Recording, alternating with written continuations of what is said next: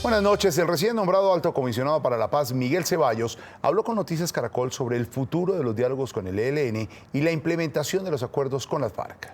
En entrevista con nuestro director, Juan Roberto Vargas, explicó cuáles son los ajustes que el gobierno planea hacer de lo negociado y le hizo un llamado a Iván Márquez y alias El Paisa, cuyo paradero es desconocido.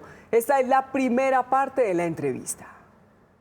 Hablemos de las FARC. ¿Qué han encontrado? La evaluación que hace el gobierno de Iván Duque sobre la implementación del acuerdo. Muy bien, Juan Roberto. Dos cosas muy importantes. La primera tiene que ver con los excombatientes que están en las zonas. La guerrillerada. Sí, lo que se llama, ellos mismos lo llaman así, ¿no? La guerrillerada. Las ETCRs. ¿Qué es ETCR? Es un espacio territorial de capacitación y reincorporación.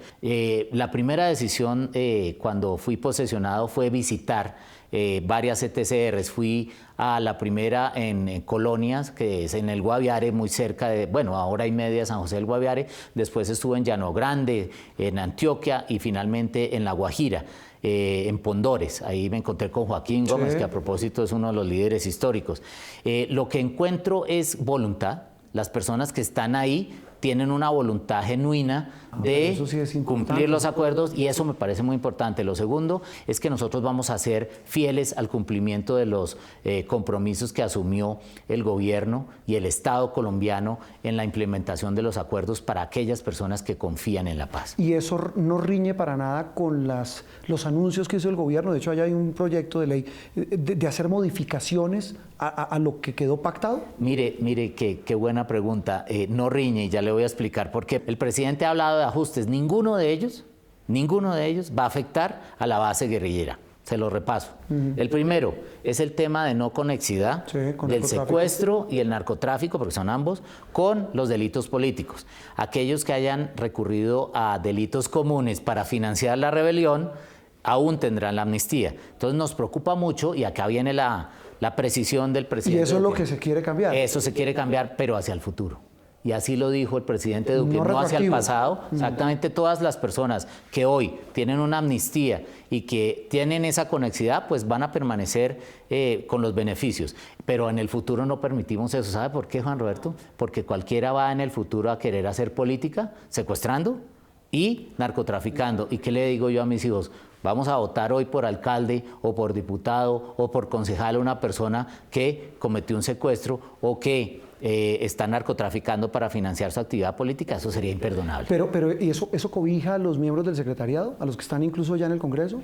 Claro. O sea, ¿esa amnistía? Esa amnistía ya los cobija, a menos de que la JEP, por supuesto, tome decisiones en el sentido de que las penas que se impongan sean incompatibles con el ejercicio de su cargo como congresista. Sí, cuando usted dice, mire, esto no es retroactivo, eso es hacia adelante, pues hay un caso emblemático que es el de este señor Santrich, pero viene también el tema de la presentación ante la JEP, y ahí vienen dos nombres absolutamente claves, usted los mencionaba hoy, es el señor Iván Márquez, del que no se sabe nada, y alias El Paisa, del que tampoco se sabe nada. Bueno, Juan Roberto, el espacio territorial donde se supone estarían Iván Márquez y alias El Paisa es el de Miravalle.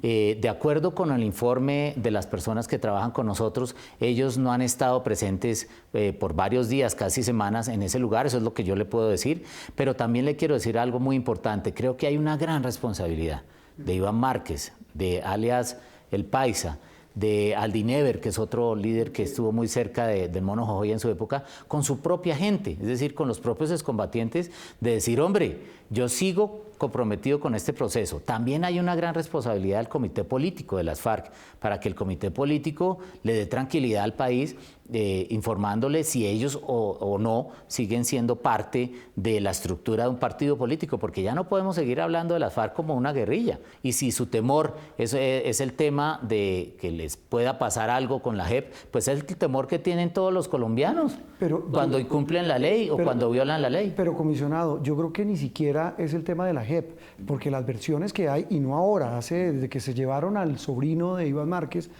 pues para nadie es un secreto, comisionado, que Estados Unidos tiene en la mira a Iván Márquez. De hecho, ya se habla de que tiene un indictment, de que este señor Marín, el sobrino, ya prendió el ventilador. Es decir, todo pareciera coincidir en que Iván Márquez se desapareció, porque sabe que los gringos vienen detrás de él. Pues Juan Roberto, quien diseñó la Justicia Especial para la Paz o participó en ese diseño fueron las propias FARC. Lo mínimo que pueden hacer es respetarla. La JEP es la encargada, y ya lo ha dicho la Corte Constitucional, de identificar si esos delitos o supuestos delitos se cometieron o no antes o después de la firma de los acuerdos. Si se cometieron después, quienes fijaron las propias reglas fueron aquellos que construyeron el acuerdo, y entiendo que uno de los grandes líderes de la construcción de ese acuerdo, incluida la JEP, fue Iván Márquez. Sí, pero ahí viene la disyuntiva. ¿Qué va a hacer o cómo va a quedar, entendiendo que el papel es de la JEP definir si esos delitos de los que en el caso Santrich y en el eventual caso de Márquez es la JEP la que debe definir si fueron antes o después de la firma del acuerdo? Es qué va a hacer el gobierno, porque va a ser una posición muy incómoda. Se lo digo, estamos hablando de narcotráfico, cargos muy graves, y estamos hablando de Estados Unidos, que está encima con el tema de los cultivos. Afortunadamente, Juan Roberto, esto es un Estado de Derecho, y el juez natural para decidir si procede o no una extradición no es la JEP. La JEP solamente fija una fecha. Es la Corte Suprema de Justicia la que en su sabiduría, cuando le llegue el caso, si le llega, de Santrich y de otros que puedan estar involucrados en el tema del narcotráfico, ella tendrá que decidir si procede o no la extradición. Y eso sí, la última palabra de la extradición en el esquema de nuestra Constitución y la ley la tiene el presidente de la República. 7:26, seguimos con la entrevista al Alto Comisionado para la Paz, Miguel Ceballos. Ahora habla con nuestro director Juan Roberto Vargas sobre el futuro de los diálogos con el ELN y sobre el paradero del máximo jefe de esa guerrilla, alias Gavino. El presidente Duque dijo en su discurso de posesión: voy a mirar en los próximos 30 días, a través de mi equipo, o sea, usted, el estado del proceso de conversaciones con el ELN. ¿Qué se han encontrado en lo que han visto hasta ahora en esa evaluación de esos diálogos que vienen del gobierno pasado? Nosotros hemos estado trabajando, de acuerdo con lo que anunció el presidente, con las Naciones Unidas, con el grupo de países amigos que han estado acompañando este proceso, y con los dos países garantes que son Noruega y Cuba. De igual manera, con la Iglesia Católica hemos venido interlocutando. Y por supuesto de lo que se trata es de escuchar mucho, de hacer, como lo dijo el señor presidente en su discurso, una evaluación seria, completa y sobre todo prudente. Tristemente el ELN se despidió del anterior gobierno con 4 secuestros de policías y 2 de civiles, o sea 6, y nos recibió en el nuevo gobierno con 3 secuestros más. Nosotros realmente esperábamos una respuesta distinta que ayudara a que esta evaluación no estuviese afectada o, digamos, que molestara tanto un tema que es tan sensible para todos los colombianos como es el de la privación ilegítima de la libertad de ciudadanos de nuestro país. ¿Cómo puede uno interpretar eso de un grupo que supuestamente quiere seguir hablando de paz? Bueno, desafortunadamente la lógica de la guerra es horrible. Este tema de los secuestros, por eso lo hemos querido separar de la dinámica de la mesa, y esto es muy importante y agradezco su pregunta.